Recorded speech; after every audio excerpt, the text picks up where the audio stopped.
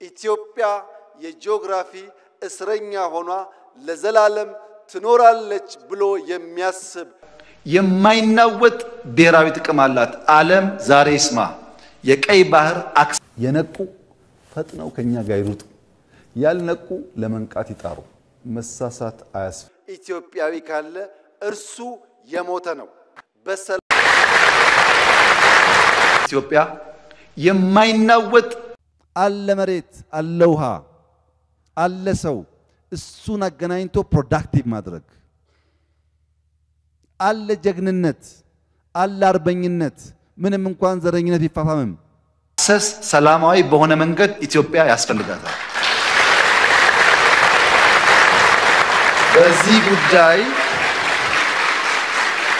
በዚህ ጉዳይ አመሰግናለሁ የኢትዮጵያ ኢኮኖሚ በከፍተኛ ደረጃ እየተለወጠ ነው ያለው በሚታወቁ ኢንዲኬተርስ ማየት ይቻላል ጂዲፒው በ5 ዓመት ውስጥ ደብል አድርጓል ይሄ የዓለም መለኪያ መንገድ ነው የኢትዮጵያ ጂዲፒ ደብል ማድረጉ ብቻ ሳይሆን በኢስት አፍሪካ ሁለተኛ የነበረው ኢኮኖሚ በሰብሳራን ትልቁ ሶስተኛ በዚህ ጉዳይ ሻይ ምናደርግ ምን ደብቅ ይመስለው ካለ ተሳስተዋል በጦርነት አንፈልግም በኃይል አንፈልግም በቂ ሪሶርስ ነው በማንኛውም ህግ በማንኛውም ያገር ልምምድ ኢትዮጵያ ይገባታል ብዙዎች እኮ ነውር ነው ይላሉ 120 ሚሊዮን ህዝብ መቆለፍ ነውር ነው ይላሉ ያን ሰብሰብ አድርገን ሀገር ወዳድ ትውልድ መፍጠር ዚፕ ሚናዋ ሁለት አዝራር ማገናኘት ከሆነ መደመር ሚናው ሁለት ጉልበት ሁለት ዕውቀት ሁለት ሐሳብ ማስታረቅና ማገናኘት ነው ለምን ብርድ እንዳይገባ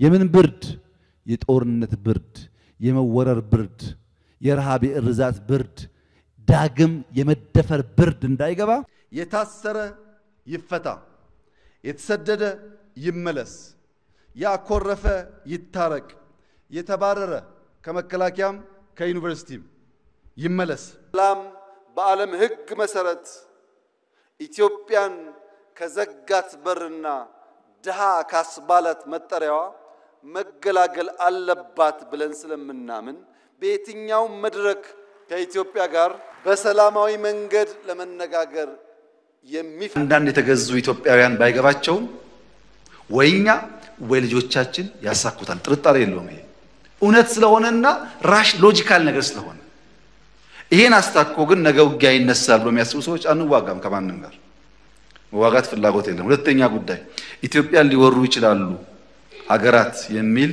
ስጋት ያለባቸው ሰዎች አልፎ አልፎ ስለሚነሱ ኢኮኖሚ ሆኗል አንደኛው ነው ሁለተኛ ኢትዮጵያ ኢኮኖሚ እነ ህዳሴን እነ ኮይሻን እነ ኮሪደርን ትላልቅ ፕሮጀክቶችና ስራዎች አንድም የውጭ ብድር ሳይቀበል በኮይሻም በህዳሴም እስከዛሬ $1 የለም በኮሪደር $1 እርዳታም የለም ብድርም የለም በውስጥ ዶሮ ሲባል ዶሮ ምን ያረጋል ስንዴ ሲባል ስንዴ ምን ያረጋል ኮሪደር ሲባል ኮሪደር ምን ያረጋል ህዳሴ ሲባል ህዳሴ ምን ያረጋል ብለው የማይሰሩ ነገር ግን ለሚጀመሩ ስራዎች ሁሉ የዳቦ ስም የሚያወጡ ሰዎች አሉ እነዚያ ለስራ ሁሉ የዳቦ ስም የሚያወጡ ኢትዮጵያን ማንንም ሰው ዛሬ በኃይል መውረር አይችልም ማንንም ለመመከት የሚያስችል በቂ አቅም አለን በቂ ስንገዛ ስንሸምት የነበርንባቸውን በውጊያ ክፍተት የገጠሙን ነገሮች ማምረት ጀምረናል እናመርታለን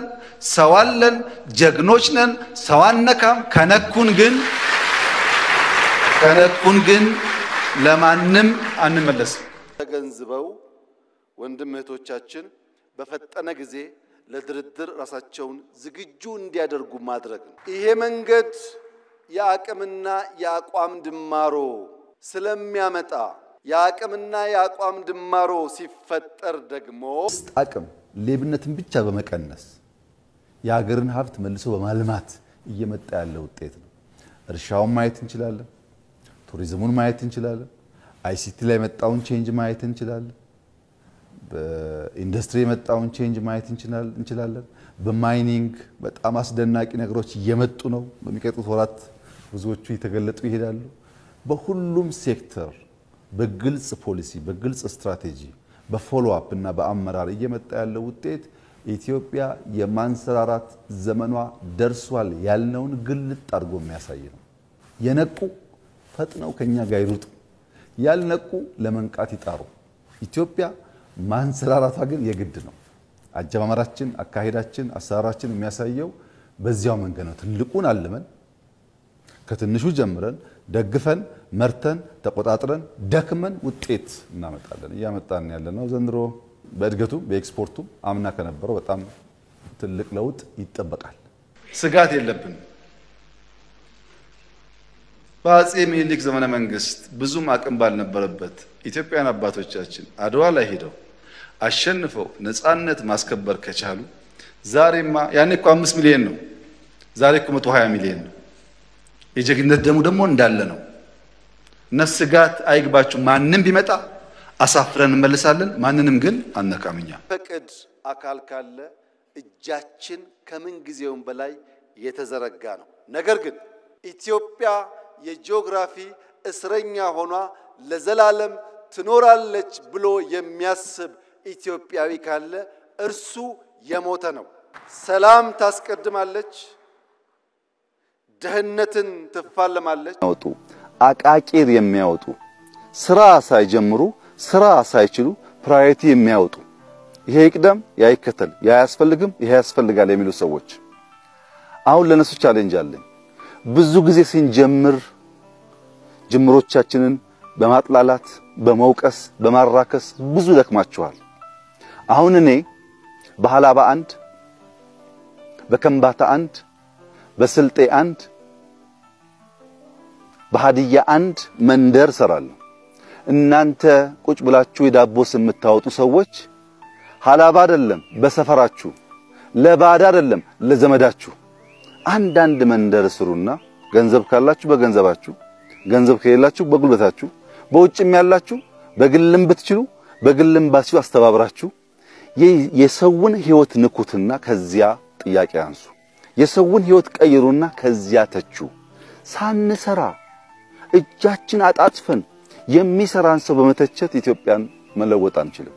እና ብዙ ተላግማችኋል፣ ብዙ የዳቦ ስም አወጣችኋል። አሁን በመላው የኢትዮጵያ ስም መጠይቃችሁ ላቃቂር እንዲመቻችሁ ሰርታችሁ አሳዩን። ከኛ የተሻለ ነገር ሰርታችሁ አሳዩን። ይሄ በመንግስት እይታ አይሰራም። ሰበብ አያስፈልገውም። አስተባብረን ለምነን ደምረን ሰው በራሱ መሬት ላይ የራሱን ህይወት ምናሻግርበት ስራ ነው። ማንንም መስራት ይችላል።